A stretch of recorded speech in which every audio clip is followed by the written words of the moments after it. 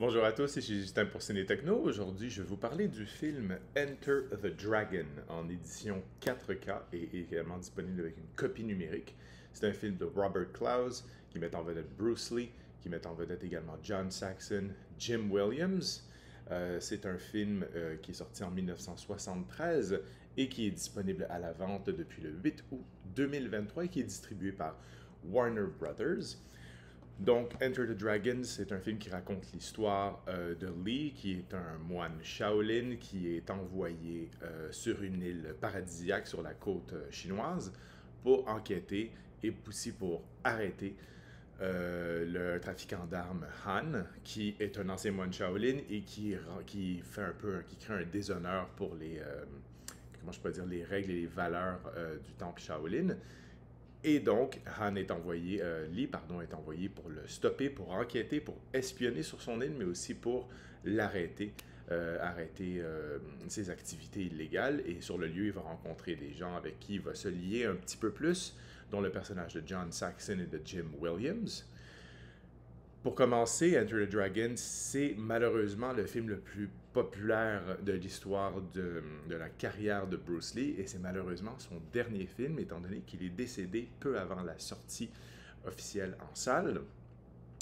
Et donc la raison pour laquelle évidemment son décès, c'est une allergie qui a été causée par un médicament qu'il avait pris suite à ses migraines intenses qu'il avait. Mais au-delà du drame qui a lieu avec le film de Bruce Lee, Enter the Dragon, c'est bien entendu tout l'héritage artistique que Bruce Lee nous lègue dans cet ultime film de sa carrière. Non seulement c'est son dernier film, mais c'est aussi son meilleur, celui qui est le plus accompli. C'est là où Bruce Lee avait beaucoup plus de liberté. Il a créé non seulement toutes les chorégraphies de combat, évidemment il n'a pas recours à un cascadeur pour le film, mais aussi on lui permettait d'avoir une liberté du côté du scénario. Donc c'est lui, il s'est inspiré un peu de ce que lui ressentait par rapport aux autres films et ce qu'il a toujours voulu accomplir, il l'a accompli dans celui-là. Donc, de manière générale, Enter the Dragon, c'est vraiment un très bon film. Je suis moi-même je suis moi-même un très grand fan de Bruce Lee. Je possède la collection Criterion, qui était sortie il n'y a pas très longtemps. Euh, et euh, donc, voilà. Et Enter the Dragon, c'est un peu, je ne sais pas si vous vous rappelez probablement de Mortal Kombat qui était sorti en 1995. Mortal Kombat, c'est un peu comme un remake, si on veut, d'Enter the Dragon, dans lequel on a incorporé évidemment les divers éléments du jeu Mortal Kombat. Mais donc, c'est l'histoire de quelqu'un, d'un groupe de personnes qui va être invité sur une île pour un tournoi d'arts martiaux et qui va par la suite enquêter sur euh, les activités peu recommandables du chef qui organise le tournoi et aussi la personne qui est responsable du tournoi est aussi la personne qui a assassiné le frère ou dans ce cas-ci, dans Enter the Dragon, la sœur du personnage principal, dont Lee. Et dans le cas de Mortal Kombat, c'était le frère de Liu Kang.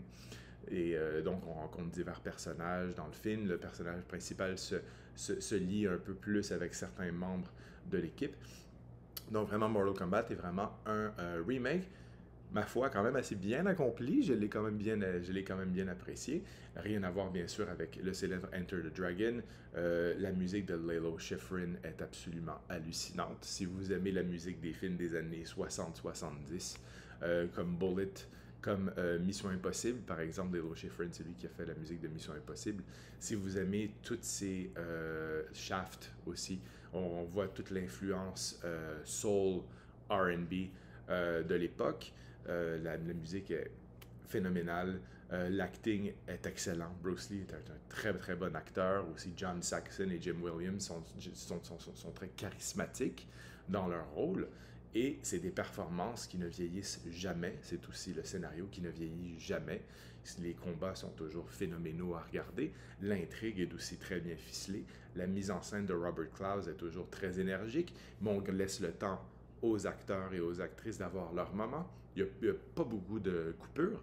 Tout est souvent filmé en un plan séquence. Des fois, on laisse le temps aux acteurs de faire leur travail, si on veut. On est loin d'un film de Michael Bay, par exemple. où tout est beaucoup plus mécanique. Dans ce cas-ci, tout est beaucoup plus organique et c'est quelque chose que j'apprécie. L'époque du Nouvel Hollywood dans les années fin 60 et la continuité des années 70, c'est ma période préférée et Enter the Dragon est bien sûr un produit pur de cette époque-là qui célèbre cette année son 50e anniversaire. Le transfert vidéo du 4K que nous donne Warner Brothers est phénoménal. J'ai grandi en regardant Enter the Dragon depuis que je suis évidemment tout petit. Et bon, j'ai commencé la version en vidéocassette, en DVD, en Blu-ray et aujourd'hui en 4K. La meilleure version jusqu'à date était évidemment celle de Criterion, qui est sortie, je crois, 4 ans. Il y a maintenant 4 ans, qui était très très bien réussie. Mais celle d'Enter the Dragon, là, en 4K, offre vraiment une profondeur différente. On a vraiment comment je pourrais dire, on a l'impression de regarder une pellicule en 35 mm. On voit vraiment le grain. Rappelez-vous que le 35 mm est également considéré comme du 4K. Donc, on a vraiment... Et la remasterisation de cette édition en 4K a été évidemment pris de la pellicule originale du film. Donc, on a vraiment tous les détails, la clarté, la profondeur de champ qui est absolument magnifique. Les scènes à Hong Kong sont époustouflantes. Donc, c'est vraiment quelque chose de très immersif, une expérience immersive. Malheureusement, je ne l'ai jamais mis en salle, donc c'est impossible pour moi de le comparer. Mais par contre, je peux comparer les éditions précédentes et c'est vraiment l'édition ultime. Si seulement elle pouvait avoir les suppléments de Criterion également. Donc, si vous possédez les deux, gardez les deux parce que c'est deux éditions à bien sûr conserver et à avoir très longtemps. Je ne doute pas un instant que Criterion va un jour sortir une édition en 4K de tous les films de Bruce Lee, quelque chose qui va être évidemment phénoménal à obtenir. Par contre, ce qui diffère avec cette édition, c'est bien sûr la faculté, la possibilité d'obtenir un vaste éventail de langues et de sous-titres. Donc pour la version 4K de Enter the Dragon de Warner Brothers, on a la possibilité de regarder le film en anglais Dolby Atmos, qui est une bande-son absolument parfaite. Les dialogues sont très clairs, très audibles. La musique est tonitruante. Les basses que mon subwoofer adorait la bande-son. C'était vraiment incroyable à regarder. Tout comme les sons ambiants. Tout était vraiment très, très bien restauré. En anglais, Dolby True HD 7.1. On a en anglais DTS Master Audio Mono, le mono original qui a été restauré. On a en allemand mono, italien mono, espagnol, chinois, espagnol, catalan aussi. Et en tchèque, Dolby Digital 5.1 et en français, mono également. Pour les sous-titres, c'est encore plus prévalent si on veut. On a beaucoup plus d'options. On a en anglais pour malentendants, français, allemand pour malentendants, italien pour malentendants, espagnol, cantonais, tchèque, danois, hollandais, finnois, coréen, norvégien et suédois. Quand même beaucoup d'options, ce qui est toujours très apprécié. Et du point de vue des bonus, c'est évidemment pas aussi complet que la version Criterion. Mais cette fois-ci, on nous offre quelques petites choses qui ne paraissent pas dans l'édition Criterion, soit une introduction de Linda Lee Caldwell, qui est donc la femme, la veuve de Bruce Lee, qui nous introduit le film et qui nous raconte comme quoi la version qu'on va voir est la version qui avait été préférée par Bruce Lee, qu'il avait vue en montage final.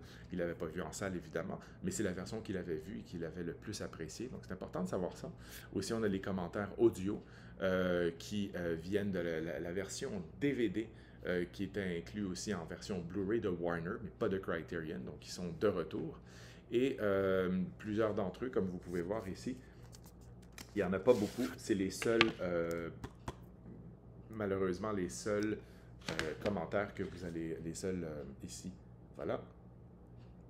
C'est les seuls bonus qui sont disponibles sur cette édition, qui sont heureusement des bonus qu'on ne retrouve ailleurs, qu'on ne retrouve pas ailleurs, qu'on ne retrouve pas sur l'édition Criterion. Mais si vous possédez l'édition Criterion, de tout cœur, gardez-la parce que les bonus sont vraiment très, très exhaustifs. Malheureusement, les bonus de la version restaurée en Blu-ray de Warner Brothers ne sont pas possibles ici, ne sont pas disponibles dans la version 4K. On a préféré ici, je crois, se concentrer sur la qualité audiovisuelle, parce que les bonus sur la version Blu-ray, je me rappelle, étaient quand même très exhaustifs. C'était des heures de bonus, comme pour la version Criterion.